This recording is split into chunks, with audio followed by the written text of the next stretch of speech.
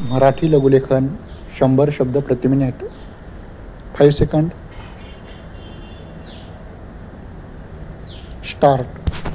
अध्यक्ष महोदय, परिच्छेद. भारताला स्वातंत्र्य मिळाल्यानंतरच्या 50 वर्षाच्या काळात समाजाचा जो कायापालट झाला, ग्रामीण भागाचा जो विकास झाला, त्याचे बहुतेक श्रेय सरकारला जाते. यावरून ग्रामीण आर्थिक विकासाचे एकमेव साधन म्हणजे सहकार चळवळ हेच होय. सहकारी साखर कारखाने, सहकारी बँका, सहकारी पतसंस्था, बचत गट इत्यादी माध्यमांद्वारे ग्रामीण भाग आर्थिक विकास घडवू शकला.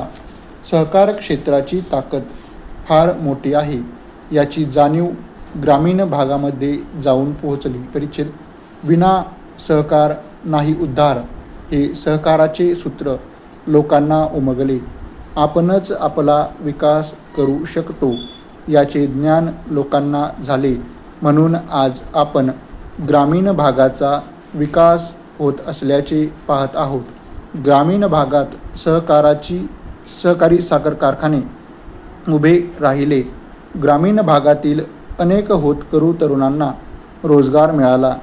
ऊस उत्पादक शेतकरी मोठ्या प्रमाणावर आर्थिक प्राप्ती करू लागले. पर्यायाने कर्जबाजारी शेतकऱ्यांच्या आर्थिक परिस्थितीत सुधारणा झाली. परिच्छेद.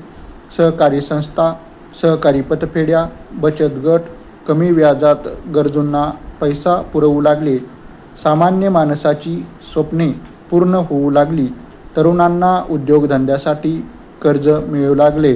स्त्रियांनी सुद्धा सहकाराच्या माध्यमातून महिला सहकारी बँका निर्माण केल्या.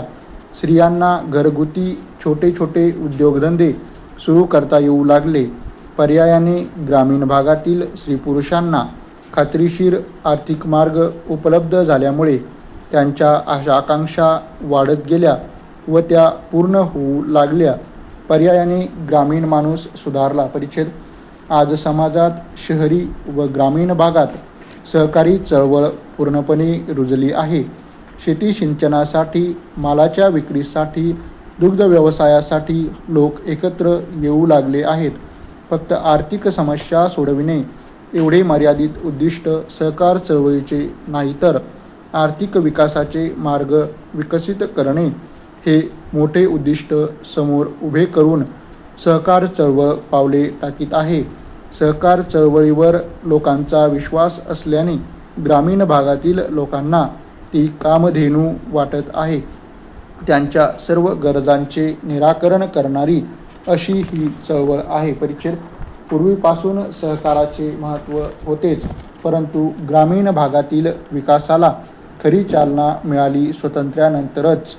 म्हणूनच तुमच्या माझ्या समोरील प्रत्येक प्रश्नाला सहकार हेच उत्तर असणार आहे. देशालाच नव्हे तर जगाला आपण सहकाराचे महत्त्व पटवून दिले आहे. सहकारामुळेच आपण ग्रामीण आर्थिक विकास घडवू शकलो. सहकाराच्या या वाटेवर आता फक्त 2 पावले पुढे येऊन ग्रामीण आर्थिक विकास साधताना सर्वांनी हातात हात देण्याची गरज आहे. परिच्छेद. सामान्य माणसाला माणूस म्हणून वागणूक देणारी, शेतकऱ्यांच्या प्रत्येक अडचणीत देवदूतांप्रमाणे उभी राहणारी, स्त्रियांना त्यांच्या अस्तित्वाची जाणीव करून सहकारी चळवळ खऱ्या अर्थाने ग्रामीण आर्थिक विकासाचे एकमेव साधन आहे. म्हणूनच आपल्या देशाने सहकार क्षेत्रात यशाचे शिखर गाठले आहे. या माझ्या मताशी आपण सहमत व्हाल. आपला